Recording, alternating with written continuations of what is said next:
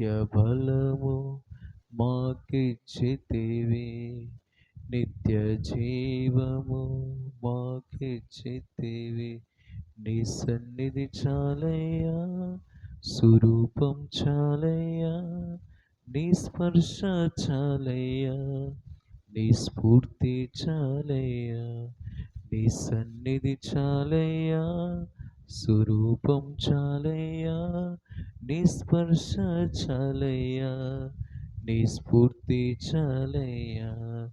నా బలము నా జీవము నీవేనయ్యా, మహిమా మార్గము నీవే యేసయ్యా. నా బలము నా జీవము నీవేనయ్యా, మహిమా మార్గము నీవే యేసయ్యా. చేతులెత్తి ఆరాధన ఆరాధన జీవితమంతా నీకే ఆరాధన. అందరం ఆరాధన ఆరాధన నా జీవితమంతా నీకే ఆరాధన. ఆనందమే ఆనందమే నా జీవితమంతా నాకు ఆనందమే, నా జీవితమంతా నాకు ఆనందమే, మా జీవితమంతా మాకు ఆనందమే. ప్రేమగల తండ్రి, పరిశుద్ధుడా, గత కాలం అంతా నడిపించావు అయ్యా. ఉపవాస పండుగల్లో వాళ్ళు బలపరిచి ఇలాగున ప్రభా నీకు స్తోత్రం. ఈ దినాన్ని ఇలాగున బ్రాంచ్లో ఇలాగున వాళ్ళు బలపరిచి ఇలాగ ఇంతవరకు ఈ కూడిక నడిపించావు, నీకు స్తోత్రం.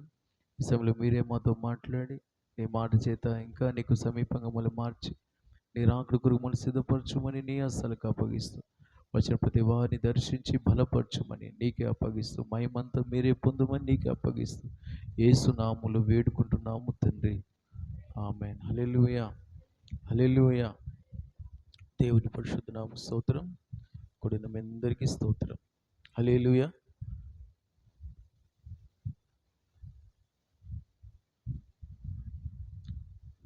లేవియ కాండం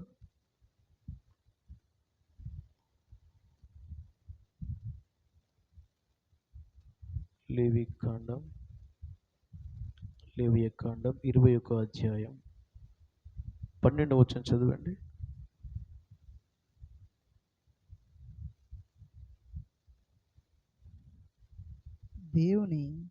దేవుని అభిషేక తైలం అనునది, దేవుని అభిషేక తైలం అనేది కిరీటముగా అతని మీద ఉండును, కిరీటముగా అతని మీద ఉండును. చాలు. హల్లెలూయా. అందరూ చెప్పండి హల్లెలూయా.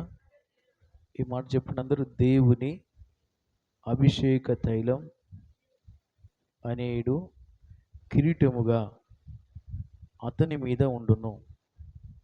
ఆమేన్. అభిషేకం అనేది ఒక కిరీటంతో దేవుడు పోల్చాడు. అందరు వైపు చూడండి. అభిషేకం అంటే ఏంటంటే కిరీటం. చెప్పండి, కిరీటం ఎవరికి ఉంటుంది? దాసునికి ఉంటుందా, రాజుకుంటుందా? రాజుకుంటుంది. ఒక వ్యక్తి మీద ఒక మామూలుగా ఒక 10 మంది వ్యక్తులు ఉన్నారనుకోండి, ఆ 9 మందికి తల మీద ఏం లేదు, ఒక్కరికి మాత్రం ఒక కిరీటం ఉందనుకోండి. ఆ 9 మందిని మనం సరిగా చూడం, కానీ ఒక దగదగ మెరుస్తూ ఆ కిరీటం చాలా ప్రకాశవంతంగా ఉన్నదనుకోండి, మనం ఏం చేస్తాము?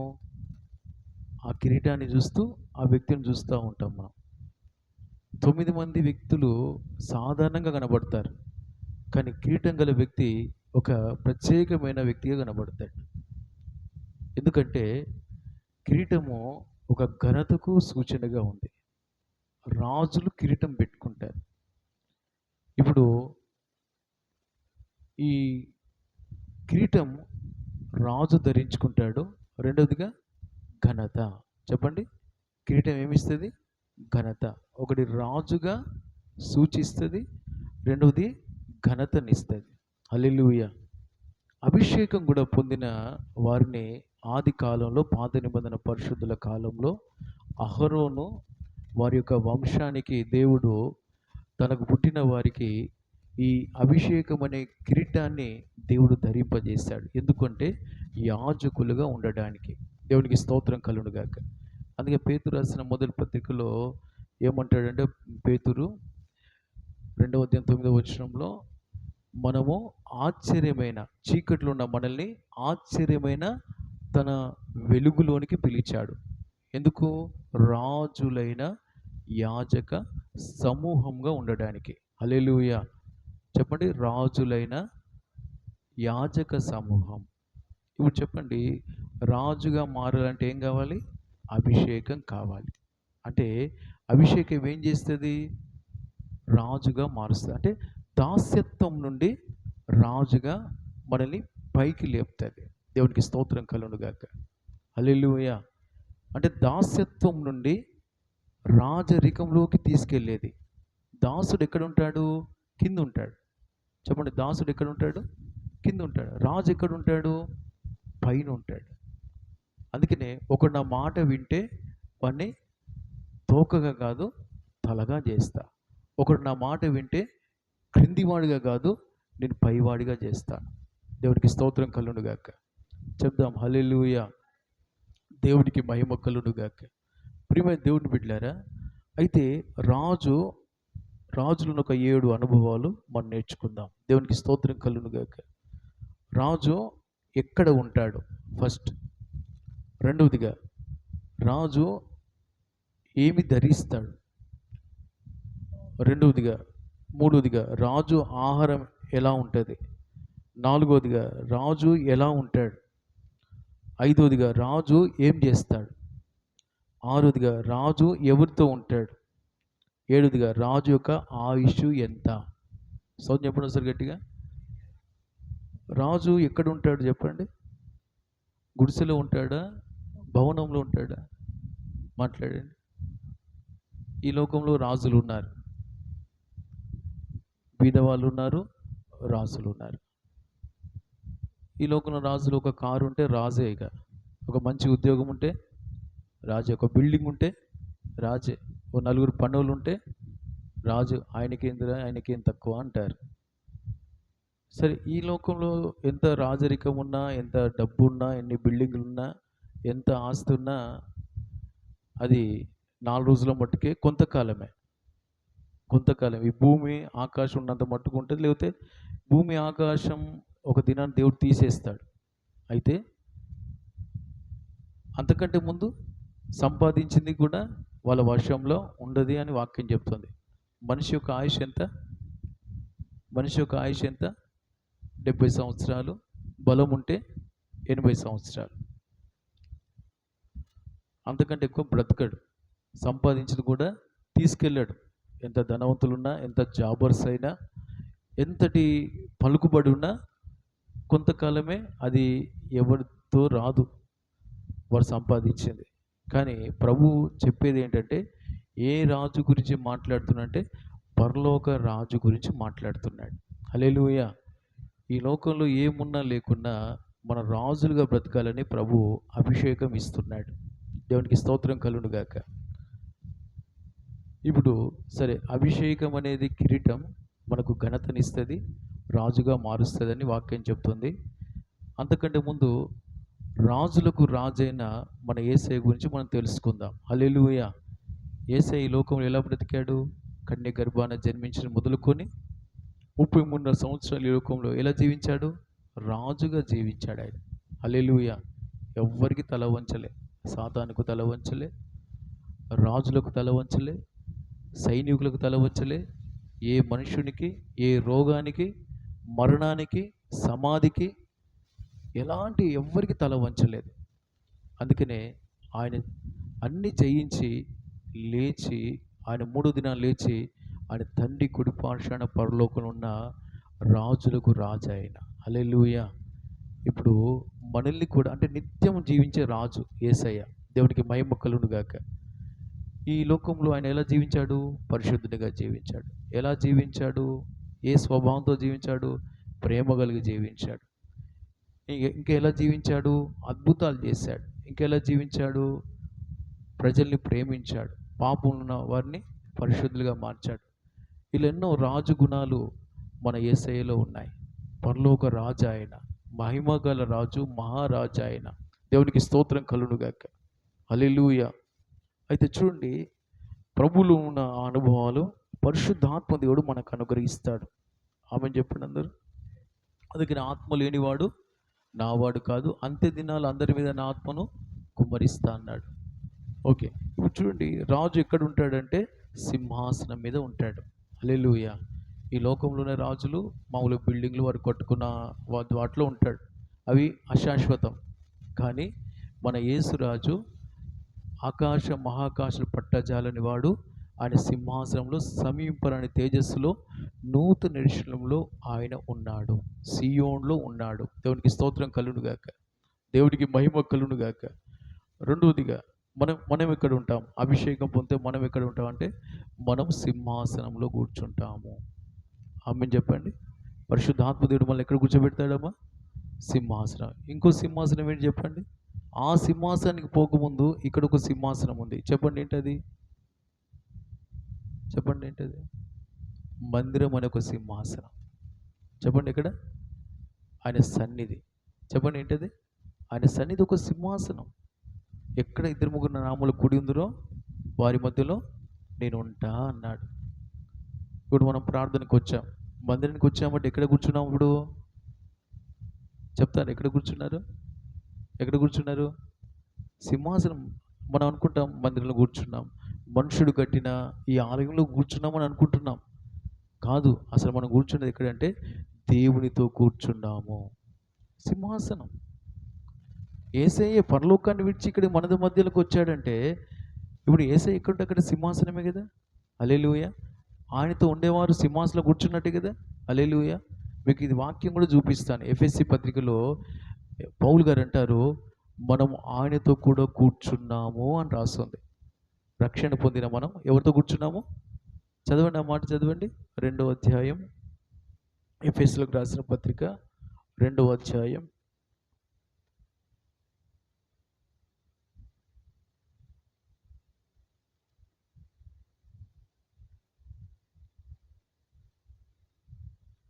7వ వచనం చదవండి అమ్మా. క్రీస్తు యేసునందు క్రీస్తు యేసునందు మనలను ఆయనతో కూడా లేపి. చూసారా? క్రీస్తు యేసునందు మనలను ఆయనతో కూడా లేపి పరలోకమందు ఆయనతో కూడా కూర్చుండబెట్టెను. పరలోకమందు ఆయనతో కూడా కూర్చుండబెట్టెను. హల్లెలూయా. ఇప్పుడు మనం ఇది చూస్తే పరలోకం అంటారా? మనమే అనం. బయట అన్యులు ఏమంటారు? మందిరం అంటారు. వాళ్ళు చర్చికి వెళ్తున్నారు అంటారు కదా. మనం కూడా ఎక్కడ కూర్చున్నాం అనుకుంటాము? ఇప్పుడు ఎక్కడ ఉన్నాం అనుకుంటాం? మందిరంలో కూర్చున్నాం అనుకున్నాం. పరలోకంలో అంటామా? అనం. కానీ పౌలు గారు అంటున్నారు, పరలోకంలో ప్రభుతో మనల్ని కూర్చోబెట్టాడంట. చప్పులు కొట్టండి మంచిగా, చప్పులు కొట్టండి మంచిగా. హల్లెలూయా. ఇప్పుడు మనం అంతా ఎక్కడ కూర్చున్నాం? హల్లెలూయా. పరలోకంలో కూర్చున్నాం. నిజంగా ఇది ఎంత ఆశ్చర్యం. పరలోకంలో మనం కూర్చున్నామట. మనం అంతే మందిరానికి వచ్చినప్పుడల్లా, లేదా ఇంట్లో ఇద్దరు ముగ్గురు కూర్చున్నప్పుడల్లా ఎక్కడ కూర్చున్నాం అనుకోవాలి? పరలోకంలో. చెప్పండి ఎక్కడ? మనం వ్యక్తిగతంగా ప్రార్థన కూర్చున్నాం అనుకో, ఎక్కడ కూర్చున్నాం అనుకోవాలి? ఎక్కడ కూర్చున్నాం అనుకోవాలి? అయ్యా ఎక్కడ కూర్చున్నాం అనుకోవాలి? మన ప్రార్థన వ్యక్తిగతంగా కూర్చున్నా, నలుగురు ఐదుగురు ఇద్దరు ముగ్గురు ఇంట్లో కూర్చున్నా, పాటలు పాడినా, మందిరంలో కూర్చున్నా, పరలోకంలో కూర్చున్నామని అనుకోవాలి. ఎందుకంటే వాక్యం చెప్తుంది. ఎందుకంటే మనం లోక సంబంధులం కాదు.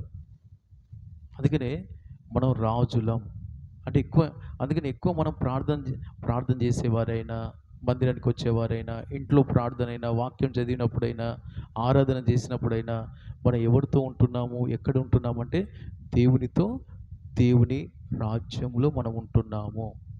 వాక్యం చెప్తుంది. రేపు రాకడలో కూడా ఎత్తబడేది ఎవరు తెలుసా? ఇలా పాటలు పాడేవారు, ఆరాధించేవారు. అది ఇంట్లో అయినా, అది చెట్టు కింద అయినా, అది మందిరమైనా, ఎక్కడ ఉన్న ఆయన నామంలో మనం పరలోకంలో ఉన్నట్లే పరలోకానికి ఎత్తబడతాం. ఆమేన్ చెప్పండి. అందుకని ఈ పరిశుద్ధాత్మ పొందిన వారు రాజులు. అందుకని ప్రార్థన ఎవరు చేస్తారు? రాజులే చేస్తారు. అభిషేకం పొందిన వారే చేస్తారు. పాటలు ఎవరు పాడతారు? అభిషేకం పొందిన వారే పాటలు పాడతారు. హల్లెలూయా. ఎవరు ప్రభుని స్తుతిస్తారు? అభిషేకం పొందిన వారే ప్రభుని స్తుతిస్తారు. దేవుడికి మహిమ కలుగును గాక. ఒకటి, ఓకే, రాజు ఎక్కడ ఉంటాడమ్మా? రాజభవనంలో సింహాసనంలో దేవుని సన్నిధిలో ఉంటారు. రెండవదిగా రాజు ఏమి ధరిస్తాడు? ఏం ధరిస్తాడు? రాజవస్త్రాలు రాజవస్త్రాలు ధరిస్తాడు.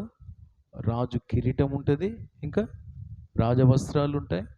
చేతులు ఏముంటుంది? అమ్మా ఏంటది? రాజదండం ఉంటుంది. హల్లెలూయా. రాజవస్త్రాలు వేసుకుంటాడు, రాజదండం. రాజవస్త్రాలు అంటే పరిశుద్ధ జీవితం. ఆమేన్. రాజదండము అంటే రాజదండం అంటే ప్రేమ. చెప్పండి ఏంటది? ఇప్పుడు ఎస్తేరు ఆహష్వేరోషు రాజు యొక్క ఆ, ఇట్లా రాజదండం చాపగానే ఆమె పట్టుకుంటుంది. నీ దయ పొందినాను అని చెప్తుంది. హల్లెలూయా. ఇస్తే నీకేం కావాలి? నా రాజ్యంలో సగం కావాలా? నీకు ఇస్తా అంటున్నాడు. హల్లెలూయా. ప్రియులారా, రాజదండం దేనికి సాదృశ్యం అంటే ప్రేమకు సాదృశ్యం. ఈ దినాన మనల్ని సర్వప్రపంచాన్ని దేవుడు దేంతో ఏలుబడి చేస్తున్నాడు? రాజదండం అనే ప్రేమ. హల్లెలూయా. ఇది మనం ఇంకా నిలబడి బ్రతికి ఉన్నామంటే ఆయన ప్రేమ. హల్లెలూయా. మనము ఈ దిన రక్షణ పొందామంటే కారణం దేవుడి లోకాన్ని ఎంతో ప్రేమించాడు కనుక మన కొరకు తన కుమారుడైన క్రీస్తును పంపి మన రక్షణ కొరకు తన ప్రాణాన్ని త్యాగం చేశాడు. ఇందులో ఏముంది? దేవుని ప్రేమ. దేవునికి స్తోత్రం కలుగును గాక. చెప్తారా? హల్లెలూయా. కనుక రెండవదిగా రాజు ఏం ధరించుకుంటాడమ్మా? రాజవస్త్రాలు అంటే పరిశుద్ధ జీవితం. రెండవదిగా రాజదండం అంటే దేవుని ప్రేమ. హల్లెలూయా. అంటే పరిశుద్ధాత్మ పొందిన వారు దేవుని సన్నిధిలో ఉంటారు, యేసయ్య సన్నిధిలో ఉంటారు. పరిశుద్ధాత్మ పొందిన వారు ఏం ధరిస్తారమ్మా? రాజవస్త్రాలు అంటే పరిశుద్ధ జీవితం, పరిశుద్ధ వస్త్రాలు. రెండవదిగా దేవుని ప్రేమ. దేవుని ప్రేమ ఏం చేస్తుంది? దేవుని ప్రేమ ఏం చేస్తుంది? క్షమిస్తుందా? కఠినం చేసుకుంటుందా? ఎవరైనా మన ఏమైనా తప్పు చేస్తాడు అనుకోండి, ఏం చేస్తుంది? వాళ్ళు అడగకముందే క్షమిస్తుంది. వాళ్ళు ఒకవేళ అడిగినా అడగకున్నా క్షమిస్తుంది, కనికరం చూపుతుంది. దేవుని ప్రేమ ఏం చేస్తుందమ్మా? కనికరం చూపుతుంది. అయ్యో వాళ్ళకి తెలియదు. వాళ్ళు తెలిసి సారీ చెప్పామనుకోండి, వెంటనే ఏం చేస్తుంది? ఇది క్షమిస్తుంది. దేవుని ప్రేమ. హల్లెలూయా. కనుక పరిశుద్ధాత్మ గలవారు రాజవస్త్రాలు దేవుని పరిశుద్ధ జీవితం ధరించుకుంటారు. రెండవదిగా దేవుని ప్రేమను ధరించుకుంటారు. దేవునికి స్తోత్రం కలుగును గాక. మూడవదిగా రాజు ఆహారం ఏంటి చెప్పండి? మామూలు ఆహారం తింటాడా? శ్రేష్టమైన ఆహారం తింటాడు, మంచి బలమైన ఆహారం తింటాడు, మంచి రాజభోజనం తింటాడు. మరి పరిశుద్ధాత్మ పొందిన వారు ఏం తింటారు? ఏం తింటారు? పరిశుద్ధాత్మ గలవారు ఏం తింటారు? అయ్యా సంతోష్ గారు ఏం తింటారు? మంచి ఫ్రైలు తింటారా? ఏం తింటారు? పరిశుద్ధాత్మ పొందిన వారు అసలు ఏం తింటారు? రెండు తింటారు. చెప్పండి, అది ఏం తింటారు? యేసయ్య అభిషేకం పొందిన తర్వాత ఏం తిన్నాడు? సాతాను వచ్చి ఈ రాళ్ళను రొట్టెలుగా చేసుకొని తిను అంటే ఏం తిన్నాడు? ఏమన్నాడు? మనుషుడు రొట్టె వల్ల కాదు, దేవుని నోటి నుండి వచ్చు ప్రతి మాట వల్ల జీవించును అని వ్రాయబడి ఉన్నదని చెప్పాడు. ఇప్పుడు చెప్పండి, నేను ఆల్రెడీ చెప్పినా మీకు సమాధానం. యేసయ్య ఏం తిన్నాడు? గట్టి చెప్పమ్మా. సుజాత ఏం తిన్నాడు? యేసయ్య. మనం రోజు ఏం తింటున్నాం?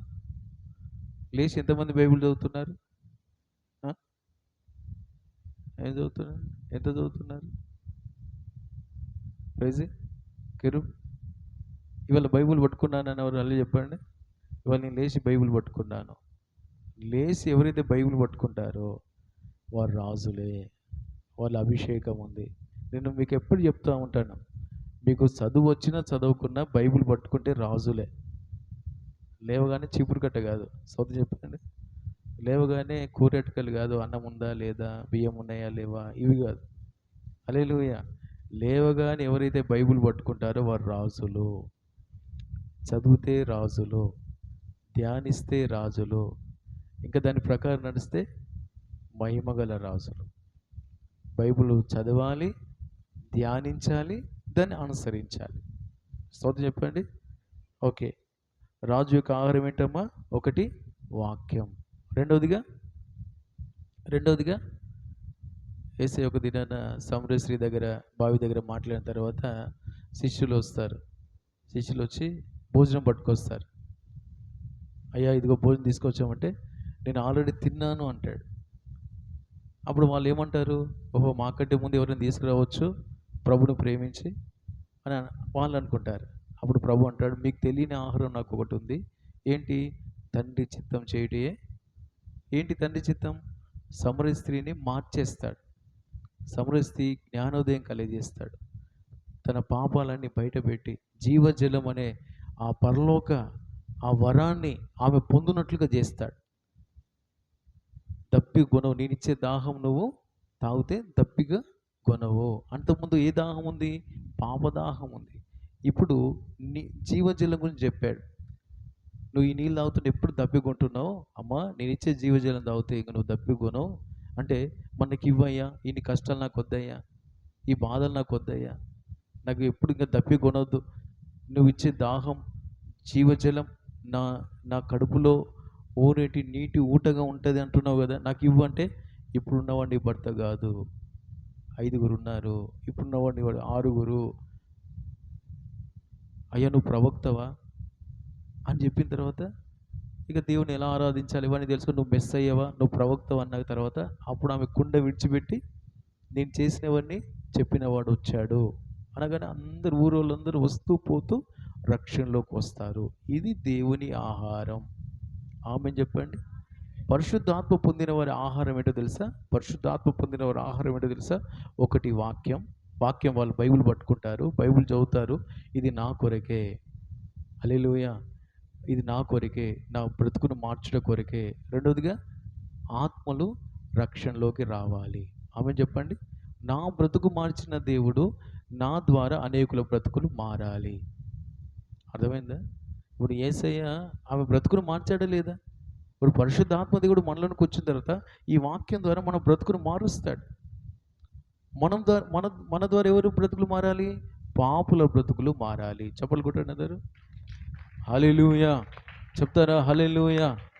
మన పిల్లల బ్రతుకులు మారాలి. ఆమె చెప్పండి. మన ఇప్పుడు సమరయ స్త్రీ బ్రతుకు మారిన తర్వాత ఊరు వాళ్ళ బ్రతుకు మార్చిందా లేదా? యేసయ్య దగ్గర తీసుకొచ్చిందా లేదా? హల్లెలూయా. ఇప్పుడు యేసయ్య పరిశుద్ధుడు, ఆయన మారనవసరం లేదు. ఆయన పరిశుద్ధుడు, ఆయన మారనవసరం లేదు. మారేది ఎవరు చెప్పండి? పాపులు. చెప్పండి, ఎవరు మారాలి? చెప్తారు అందరూ. అందరు నోటితో చెప్పండి. ఇక్కడ ఎంతమంది పాపులు అల్లు చెప్పండి ఒకసారి. అందరు పరిశుద్ధులేనా? నేనైతే పాపిని. పౌలు గారు ఏమంటారు తెలుసా? పాపుల్లో ప్రధాన పాపిని అంటాడు ఆయన. హల్లెలూయా. అందరూ చెప్తాం హల్లెలూయా. చేతులెత్తి హల్లెలూయా. లోకంలో ఒక్కడు నీతిమంతుడు లేడు. మరి అందరూ, మరి మీరంతా, మనమంతా మరి ఎలా చెప్తారా? నేను పాపి, నన్ను రక్షించాడు యేసయ్యకు స్తోత్రం చెప్పండి. యేసయ్య నన్ను రక్షించినందుకు స్తోత్రం అని చెప్పండి. ఇప్పుడు మన ద్వారా మన కుటుంబాలు రక్షించబడాలి లేదా? మన ద్వారా మన ప్రాంతం రక్షించబడాలి లేదా? హల్లెలూయా. కనుక ఈ దినాన రాజు తినే ఆహారం ఎలాంటిదమ్మా?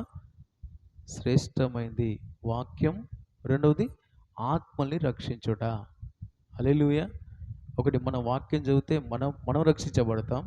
వాక్యం విన్నా, వాక్యం చదివినా, వాక్యానుసారం బ్రతికినా మనం బాగుపడతాం, మనం పరిశుద్ధులుగా మార్చబడతాం, మన ఆత్మదాహం, మన ఆత్మ ఆకలి తీర్చబడుతుంది. రెండవదిగా ఇతరులకు కూడా రక్షణలోకి మనం నడిపిస్తాం. ఆమె చెప్పండి. గుడ్డోని దారి చూపుతాడా? ఇప్పుడు ప్రైజ్కి కండ్లకు గంతలు కట్టినాం అనుకో, కెరుబు కండ్లు లేవు అనుకో, ఇప్పుడు ప్రైజీ కెరుబును వాళ్ళ ఇంటికాడ వదిలేది అంటే ఇద్దరు పోతారా? ఎక్కడో పడిపోయి ఉంటారు ఇద్దరు. ఎందుకంటే ఇద్దరికి కండ్లు లేవు. ప్రేజీ కళ్ళు ఉంటే కెరుబు కళ్ళు లేకుండా అది అట్లా అటు పోకు అటు రాయి ఉంది, అటు పోకు అక్కడ ముళ్ళు ఉంది అని చెప్తుంది. ఇప్పుడు పట్టుకుని నేను నడిపిస్తాన్న వాళ్ళకి కళ్ళు లేకుంటే వాళ్ళు పడతారు, తీసుకోబడే వాళ్ళు పడతారు. అదే గుడ్డోడు గుడ్డుని పట్టుకోవద్దు. సో చెప్పండి, కళ్ళున్నోళ్ళు పట్టుకోవాలి. హల్లెలూయా. తాగుబోతుని పట్టుకోవద్దు, తాగుడు లేనోళ్ళు పట్టుకోవాలి. అప్పుడు వాడు మారుతాడు. సో చెప్పుడు సార్ గట్టిగా. ఆ, జ్ఞా జ్ఞానం గల్లోడు జ్ఞానం లేనోడు జ్ఞానం గల్లోని పట్టుకోవాలి, అప్పుడు జ్ఞాని అవుతాడు. హల్లెలూయా. పాపితో ఉండొద్దు, ఇంకా పాపిగానే మారుతాడు. పరిశుద్ధులతో ఉండాలి. ఆమెను చెప్పండి. దేవునికి స్తోత్రం కలుగును గాక. ఓకే, మూడవది రాజు ఆహారం ఏంటమ్మా? వాక్యం. రెండవది ఆత్మల రక్షణ. అంటే పరిశుద్ధాత్మ పొందితే మన వాక్యంతో ఉంటాము, ఆత్మని రక్షిస్తాము. ఇది మన ఆహారం. నాలుగవదిగా రాజు ఎలా ఉంటాడమ్మా? పిచ్చి పిచ్చిగా ఉంటాడా, ఆకర్షణీయంగా ఉంటాడా? ఏమా, పిచ్చి పిచ్చిగా ఉంటాడా, ఆకర్షణీయంగా ఉంటాడా? ఎలా ఉంటాడు రాజు? ఆకర్షించేవాడిగా ఉంటాడు. అంటే మంచి సాక్ష్యం. రాజుకి ఎలా ఉంటుంది? మంచి సాక్ష్యం. అంటే పరిశుద్ధాత్మ పొందిన వారికి దేవుడు మంచి సాక్ష్యం ఇస్తాడు. ఆమేనన్నారా? అభిషేకం పొందిన వారికి దేవుడు మంచి సాక్ష్యం ఇస్తాడు. ఓకే, రాజు ఏం చేస్తాడు? తినడం, సింహాసనంలో కూర్చోవడం, పడుకోవడం, ఇంతే ఉంటుందా? నేను రాజును ఎప్పుడు చెప్పుకుంటాడా, లేదా కష్టపడతాడా? ప్రజల క్షేమం చూస్తాడా లేదా? ప్రజల కుటుంబం చూసుకుంటాడు. ఇంకెక్కడైనా శత్రువులు వస్తున్నారనగానే యుద్ధం చేస్తాడు. సైనికులకు చెప్తాడు, మంత్రికి చెప్తాడు, ఎలా ప్లాన్ చేయాలి, ఎలా శత్రువులు జయించాలి. రాజు ప్లాన్ చేస్తూ ఉంటాడు. మంత్రిని అడుగుతాడు, ఎక్కడి నుంచి వస్తున్నాడు, వాళ్ళు ఎంతమంది ఉన్నారు, ఏ దేశం, ఏ రాష్ట్రం, వాళ్ళు ఎలా వస్తున్నారు, గుర్రాల మీద వస్తున్నారా, లేకపోతే రథాల మీద వస్తున్నారా, వాళ్ళ చేతిలో ఏమున్నాయి, ఇవన్నీ తెలుసుకొని రాజు యుద్ధానికి బయలుదేరి. అంటే శ్రమపడే మనసు. చెప్పండి, ఏ మనసు?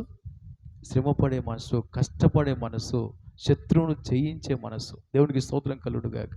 రాజు ఏం చేస్తాడంటే యుద్ధం చేస్తాడు. చెప్పండి, ఏం చేస్తాడు రాజు? ఏం చేస్తాడమ్మా? యుద్ధాలు చేస్తాడు. అంటే పరిశుద్ధాత్మ ఉన్నవారే యుద్ధం చేస్తారు. అంటే దాని అర్థం ఏంటంటే ప్రార్థన. ఆమె చెప్పండి. పరిశుద్ధాత్మ ఉన్న వాళ్ళు ఏం చేస్తారమ్మా? తెరవండి, గట్టిగా నోరు తెరిచి చెప్పండి. ఏం చేస్తారమ్మా? ప్రార్థన చేస్తారు. ప్రార్థన. పరిశుద్ధాత్మ అబ్బా తండ్రి అని మొరపెట్టే ఆత్మ మనకిచ్చాడంట పరిశుద్ధాత్మ ద్వారా. హల్లెలూయా. ఓకే, ఆరోదిగా రాజు ఎవరితో ఉంటాడు? ఎవరితో ఉంటాడమ్మా? రాజు ఎవరితో ఉంటాడు?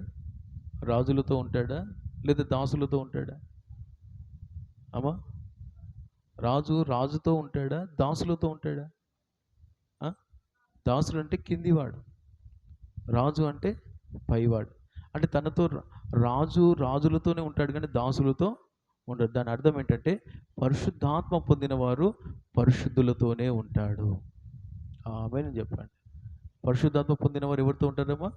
పరిశుద్ధులతోనే ఉంటారు. దేవునికి స్తోత్రం కలుగును గాక. అంటే జయించిన వారితోనే ఉంటారు, ఓడిపోయిన వారితో ఉండరు, ఆత్మ పొందినవారు. ఓకే, ఏడవదిగా రాజు యొక్క ఆయుష్ ఎంత? రాజు యొక్క ఆయుష్ 2 రోజుల 3 రోజుల? ఈ లోకంలో రాజులు కొంతకాలమే, కానీ పరిశుద్ధాత్మ పొందిన రాజుల ఆయుష్ ఉన్నవాడు అనువాడు ఉండువాడు. మన దేవుడు ఉన్నాడు, ఉన్నాడు, అనువాడు, ఉన్నాడు, ఉంటాడు. అంటే భూత వర్తమాన భవిష్యత్ కాలాలు ఆది అంతమై ఉన్న దేవుడు ఆయన. పరిశుద్ధాత్మ పొందిన వారు కూడా ఎల్లప్పుడూ దేవునితో శాశ్వతంగా ఉంటారు. ఆమేనన్నారా? హల్లెలూయా.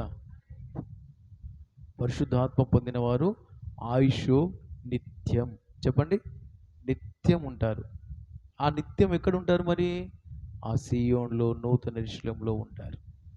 ఆమేనన్నారా? నరకంలో ఉండరు వాళ్ళు. ఇప్పుడు దీనికి రివర్స్. అభిషేకం లేని వారు ఎక్కడ ఉంటారు? అభిషేకం లేని వారు దాసులుగా ఉంటారు. చెప్పండి, ఎక్కడ ఉంటారు? దాసులుగా ఉంటారు. అంటే కింది వారిగా ఉంటారు. ఒకటి, వాళ్ళు ఎక్కడ ఉంటారంటే దేవుడి సన్నిధిలో ఉండరు. ఎక్కడ ఉంటారంటే లోకంలో ఉంటారు. చెప్పండి, ఎక్కడ ఉంటారు? పరిశుద్ధాత్మ లేని వారు ఎక్కడ ఉంటారు? లోకం. వారికి ఇంట్లో ప్రార్థన ఉండదు, మందిరంలో ప్రార్థన ఉండదు, ఇంకా ఇక్కడ వాళ్ళ ఇష్టం. ఇక ఎంతమంది లేరు చర్చిలో కదా. కొంతమంది ఇక్కడ ప్రార్థన జరుగుతుంటే బయట బయట తిరుగుతూ ఉంటారు. ఈవెన్ ప్రార్థనకు వచ్చి కూడా బయట ముచ్చట్లు పెట్టేలో ఎంతమంది లేరు? అమ్మ మరియమ్మ, అవునా కదా? మందిరానికి వచ్చి కూడా ముచ్చట్లు పెట్టే వాళ్ళు ఉన్నారు. బయట బయట ముచ్చట్లు పెట్టారు, షాపులకు వెళ్ళి ముచ్చట్లు పెడతా ఉంటారు. రెండోదిగా దాసుడు ఏం ఏం వస్త్రాలు వేసుకుంటాడు? చినిగిపోయిన వస్త్రాలు వేసుకుంటాడు. దాసుడు ఏం బట్టలు వేసుకుంటామా? చినిగిపోయిన వస్త్రాలు. అంటే ఒక మాట చెప్పంటే వాక్యం ఉండదు. ఏముండదు? వాళ్ళకి వాక్యం ఉండదు, ఆత్మల వాళ్ళకి. రెండోది పరిశుద్ధత ఉండదు, అపవిత్రులుగా ఉంటారు. రెండోదిగా ప్రేమ ఉండదు, ద్వేషం, కోపాలు, కక్షలు, క్షమించలేని మనసు, పగ, పంచాయతీలు, కేసులు, ఇంక ఇవన్నీ ఉంటాయి. అది ఆత్మ లేని వాళ్ళు దాసులు. మూడోదిగా వాళ్ళ ఆహారం ఏంటంటే వాళ్ళ సొంత ఇష్టమే వాళ్ళకు ఆహారం, వాక్యం ఉండదు.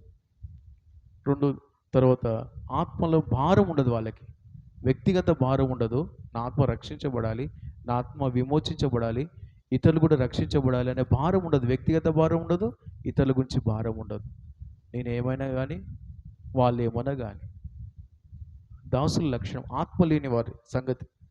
నాలుగోదిగా వారు ఎలా ఉంటారంటే సాక్ష్యం లేని వారిగా ఉంటారు. ఆకర్షణీయంగా ఉండరు, పిచ్చి పిచ్చిగా ఉంటారు, లోకస్తులుగా ఉంటారు. సాక్ష్యం ఉండదు వాళ్ళకి. వీళ్ళు దేవుని నమ్ముకున్నారు, వీళ్ళకి సాక్ష్యం ఉంది. కొంతమంది సాక్ష్యం ఉండదు. వాళ్ళ దగ్గర ప్రేమ లేదా ప్రార్థన జీవితం లేదా ఇంకా ఏదైనా దేవుని ఒక తలంతు వాళ్ళ దగ్గర ఏముండదు. సాక్ష్యం ఉండదు. వాళ్ళ గురించి కొంతమంది మాట్లాడుతుంటే వాళ్ళ గురించి చెప్పకు, వాళ్ళు మంచోళ్ళు కాదు అంటారు. చర్చికి వచ్చేటోళ్ళు కానీ వాళ్ళు మంచోళ్ళు కాదు అని అంటారు. దాసులు, వాళ్ళ సాక్ష్యం ఉండదు, అభిషేకం లేదు. తర్వాత వాళ్ళు ఏం తింటారు, వాళ్ళు ఏం చేస్తారు అంటే వాళ్ళు సోమరులుగా ఉంటారు, యుద్ధాలు చేయరు. ఏం చేస్తారు వాళ్ళు? సోమరులుగా ఉంటారు. అంటే ప్రార్థన ఉండదు వాళ్ళకి. ఏముండదు వాళ్ళకి? ప్రార్థన ఉండదు. ఇంట్లో ప్రార్థన ఉండదు, చర్చిలో ప్రార్థన ఉండదు, ప్రార్థనలో కూడా పాల్గొనరు. చదువు చెప్పండి. ప్రార్థనలు ఇప్పుడు ఉపవాస పండుగలు స్టార్ట్ అయినాయి. ఎంతమంది పండుగలో పాల్గొన్నారు? ఇంట్లో ఎంతమంది ప్రార్థన చేస్తున్నారు?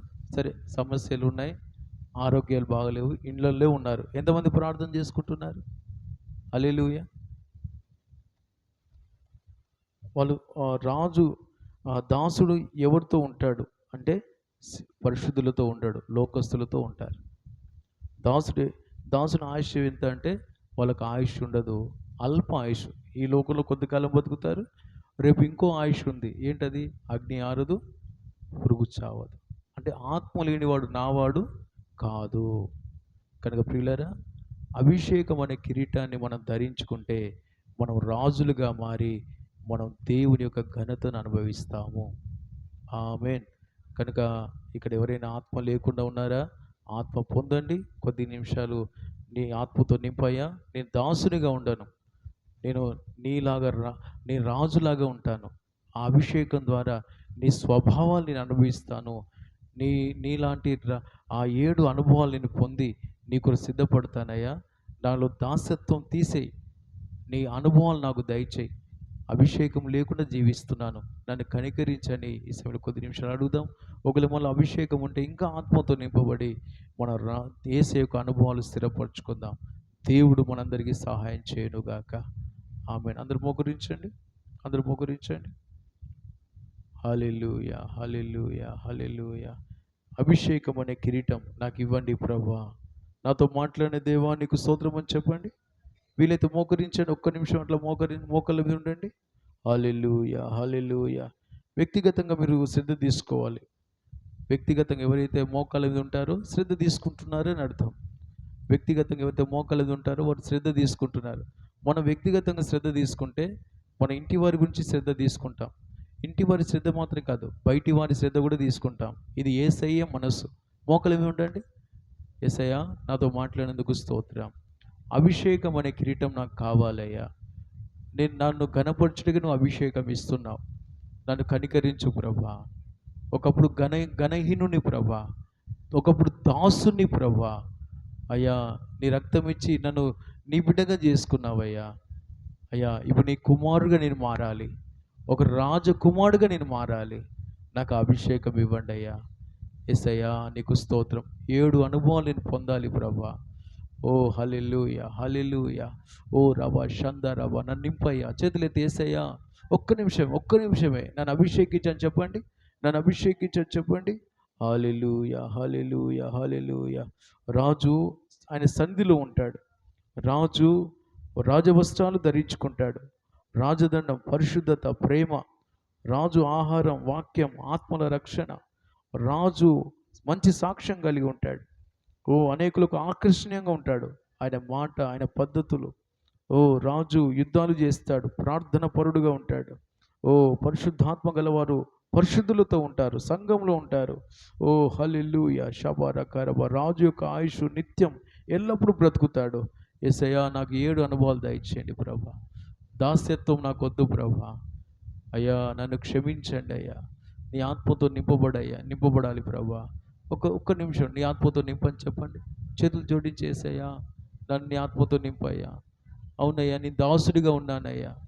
అయ్యా పరిశుద్ధితో ఉండలేకపోతున్నా, ప్రార్థన చేయలేకపోతున్నా. నన్ను క్షమించండి ప్రభా, అభిషేకించండి ప్రభా. అయ్యా పండుగలు జరుగుతున్నాయి, నన్ను సిద్ధపరచు ప్రభా. ఇప్పటికి 7వ రోజు అయిపోయింది ప్రభా. ఇంకా మిగతాది 4 రోజులే అయ్యా, 4.5 రోజులే ప్రభా. రేపటి దిన ఒక్క పూట అయిపోతుంది, తర్వాత మిగతా దినాలు ఉన్నాయి ప్రభా. నీ చిత్త ప్రకారం నేను పరిశుద్ధులతో గడపాలి ప్రభా. నన్ను బలపరచండి, నన్ను అభిషేకించండి. యేసయ్యా నాకు మంచి సాక్ష్యం ఇవ్వండి ప్రభా.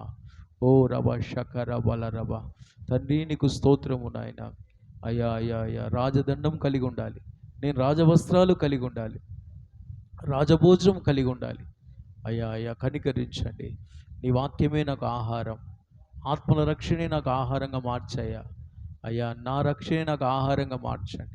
నా రక్షణ కొరకు వాక్యం ధ్యానించాలి, నా రక్షణ కొరకు వాక్యం చదవాలి. అయ్యా ఇతరుల భారం కలిగి ఉండాలి. అయ్యా నా కృప దయచేయండి, నా కృప దయచేయండి ప్రభా. రబాలరా షందరబా. రాజు ఆయుష్ నిత్యము, నేను నిత్యం నీతో బ్రతకాలి ప్రభా. ఆ అభిషేకం నాకు ఇవ్వండి అయ్యా. నిత్యం నీతో ఉండాలి ప్రభా, నిత్యం నేను నీతో ఉండాలి ప్రభా. నా కృప దయచేయండి అయ్యా. పరిశుద్ధులతో రాజు ఉంటాడు, రాజు రాజులతో ఉంటాడు. నేను రాజులతోనే ఉండాలి అయ్యా, లోకస్తులతో ఉండదు ప్రభా. లోక మాటలు మాట్లాడబడుతూ ఉండదు ప్రభా. నన్ను పరిశుద్ధపరిచాయా, నన్ను ప్రత్యేకపరిచాయా అయ్యా. నన్ను క్షమించు. చాలా మందిలో దాస్యత్వపు అనుభవాలు ఉన్నాయి. నన్ను క్షమించు ప్రభా. సరైన అభిషేకం ఇవ్వండి, సరైన నడిపింపు ఇవ్వండి అయ్యా. ఎక్కువ నేను అన్యులతో ఉండదు ప్రభా, నేను ఆత్మీయులతో ఉండాలి ప్రభా. నీ అభిషేక నడిపింపులో ఉండాలి ప్రభా. లోకస్తులతో ఉండే బిడ్డలారా లోకస్తులుగా మారిపోతాం. శాపం పెరుగుతుంది, పాపం పెరుగుతుంది. మన అన్యులతో ఎక్కువ ఉండకూడదు, ఎవరితో ఎంత ఉండాలో అంతే ఉండాలి. ఎక్కువ పరిశుద్ధులతో ఉండాలి మనం, ఎక్కువ దేవునితో ఉండాలి మనం. అయ్యా నా కృప దయచేయండి, అయ్యా నా కృప దయచేయండి అయ్యా. నాకు మంచి సాక్ష్యం ఇవ్వండి అయ్యా. నీ సన్నిధిలో ఉండే అభిషేకం ఇవ్వండి. రాజవస్త్రాలు ధరించుకునే అభిషేకం ఇవ్వండి. రాజభోజనం తినే ఆహారం నాకు దయచేయండి. రాజులతో ఉండే కృప నాకు దయచేయండి అయ్యా. యుద్ధాలు చేసే కృప దయచేయండి అయ్యా. ప్రార్థించే కృప దయచేయండి అయ్యా. కనికరించండి. అభిషేకం అనే కిరీటం నా తల మీద పెట్టు ప్రభా. అభిషేకం అనే కిరీటం నా తల మీద పెట్టు ప్రభా. నేను నీలాంటి జీవితం చేయాలయ్యా. నీ ఆత్మ నాలో ఉండాలయ్యా, నీ ఆత్మ నన్ను నడిపించాలయ్యా. మా కృప దయచేయండి, మమ్మల్ని కాపాడండి, మమ్మల్ని నడిపించండి. ఆత్మ లేకుండా నేను జీవించనయ్యా. దినదిన నేను ఆత్మ పొందుతాను, దినదిన ఆత్మలో జీవిస్తాను. నీ ఆత్మ నాలో ఉండునుగాక, నీ ఆత్మ నాలో నన్ను నడిపించునుగాక. మాకు సహాయం చేయండి, మాకు సహాయం చేయండి. యేసు నామములో అడుగుచున్నాము తండ్రి, ఆమేన్. నిత్యంగా దేవుడు అలాగున మనల్ని బలపరచబోతున్నందుకు స్తోత్రం చెల్లిద్దాం. నిత్యంగా 7 అభిషేకం అనే కిరీటం ద్వారా రాజు అనుభవాలు 7 ఇస్తున్నాడు. ఆ అభిషేకం పొంది అభిషేక అనుభవాలు అనుభవించుటకు మనకు ఒక్కొక్కరి దేవుడు సహాయం చేయట్లుగా స్తోత్రం చెల్లిద్దాం. ఇంకెవరైతే దాసులుగా ఉన్నారో ఆత్మతో నింపబడి రాజులుగా మాటకు సహాయం చేయట్లుగా స్తోత్రం చెల్లిద్దాం.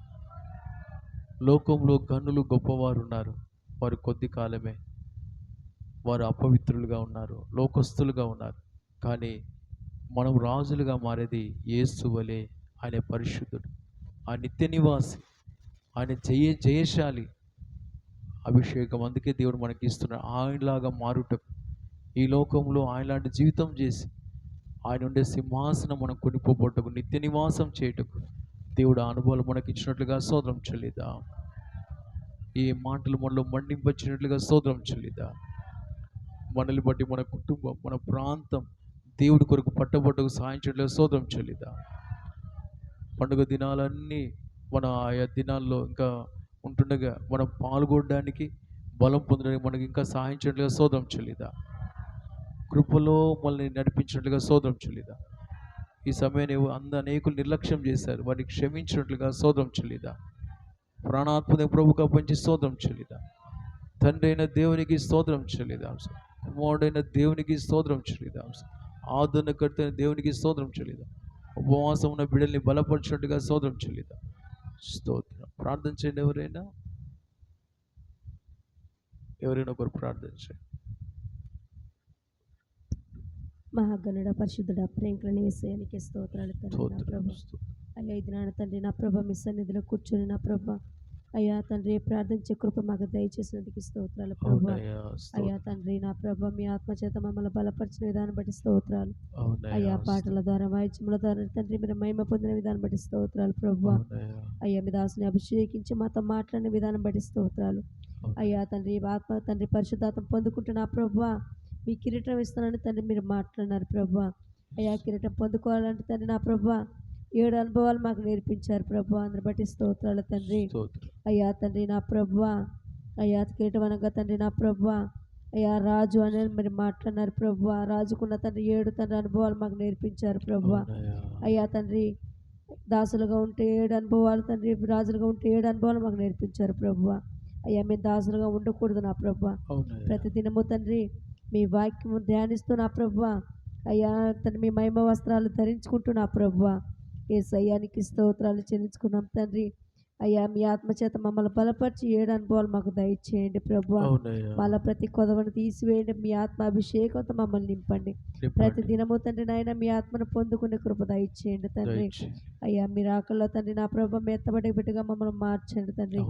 అయ్యా తండ్రి నా ప్రభా మీ ఆత్మచేత మమ్మల్ని నిలుపుమని అయ్యా తండ్రి మీ సన్నిధిలో తండ్రి జరుగుతున్న తండ్రి అయ్యా తండ్రి ఉపవాస పండుగలో తండ్రి మేము పాల్గొనలేకపోయినాం ప్రభా. దయతో మమ్మల్ని క్షమించండి, మా బలహీనతను క్షమించండి ప్రభా. అయ్యా తండ్రి ఇంకా తండ్రి నా ప్రభా ఉన్న దినాలలో తండ్రి పాల్గొనుటకు నా ప్రభా కృప చూపించండి. ఇంతవరకు తండ్రి మీరు తోడై ఉన్న విధానం బట్టి స్తోత్రాలు చెల్లించుకున్నాం ప్రభా. రేపు దినాన జరుగుతున్న నా ప్రభా ఆరాధన కార్యాలన్నీ మీరే భారమైతే జరిగించమని అయ్యా నీకు బిడ్డల మందిరానికి నడిపించండి తండ్రి. నీకే స్తోత్రాలు చెల్లించుకుంటూ దొరకు తోడున్నందుకు మీకే వందనాలు చెల్లించుకుంటూ యేసు ఘనమైన నామాన్ని అడిగి వేడుకున్నాం తండ్రి. స్తోత్రం స్తోత్రం అందరూ స్తోత్రం స్తోత్రం. ప్రేమ స్వరూపి మహాగణుడా, నీ ప్రేమ చేత ఏర్పాటు చేసుకొని చేసిన మేళ్లకై స్తోత్రం. ఇలాగ నీ పండుగ దినాల్లో 7వ దినం ప్రభా, గత దినాలని పండుగ దినాలు దీవించారు అయ్యా. ఈ దినం మాకు ఇచ్చి ఇదిగో బ్రాంచ్లో మాకు ఇచ్చిన బ్రాంచ్లో మమ్మల్ని ఇలాగ ఆత్మ ద్వారా బలపరిచావు, పాటలు ప్రార్థన వాక్కు ద్వారా బలపరిచారు. ఈ బలం మాలో అయ్యా అంతకంతకు వర్ధిల్లును గాక. అయ్యా అభిషేకం అనే కిరీటం మేము పొంది ప్రభా అలాగున 7 అనుభవాలు జీవిస్తూ అనేకులకు ఆశ్చర్యకరంగా నీకు మహిమకరంగా వర్ధిల్లుటకు, మహిమలో నువ్వు వచ్చినప్పుడు నేను ఎదుర్కొనే కృప మాకు అనుగ్రహించి మహిమ పొందమని నీకు అప్పగిస్తూ రేపు ఆరాధన కొరకు పండుగల దినాల కొరకు మళ్ళీ సిద్ధపరచమని ఉపవాసం ఉన్న బిడ్డల్ని బలపరచు. ఆత్మీయతలకు అవసరం కృప నడిపింపు, సేవకులకు అవసరం కృప నడిపించి సంఘమంతటికి సెంటర్ బ్రాంచ్ అనుబంధం అందరికీ ఆ కృపనిచ్చి అందరూ పాల్గొని ముందున్న దినాల్లో నీ బలం పొంది దాచిన శ్రేష్టమైన దీవెన పొంది నేను ఎదుర్కొనే భాగ్యం ఇచ్చి నీ సాక్షులు ఉంటకు సహాయం చేయమని అభిషేక అనుభవాలతో మా మినిస్ట్రీ అంతా వర్ధిలింపజేసి అనేకులకు దీవెనకరంగా మార్చి మహిమ పొందమని నీకు అప్పగిస్తూ కృతజ్ఞతలు చెల్లిస్తూ యేసు నామములో అడుగుచున్నాము తండ్రి, ఆమేన్. స్తోత్రం స్తోత్రం. నా ప్రాణమా యెహోవాను సన్నిధించు, నా అంతరంగంలో సమస్తమైన పరిశుద్ధ నామము సన్నిధించు. నా ప్రాణమా యెహోవాను సన్నిధించు, ఆయన చేసిన ఉపకారములలో దేనిని మరొక. ఆమేన్ ఆమేన్. హల్లెలూయా హల్లెలూయా హల్లెలూయా. దేవునికి స్తోత్రం. అందరికీ స్తోత్రం. స్తోత్రం.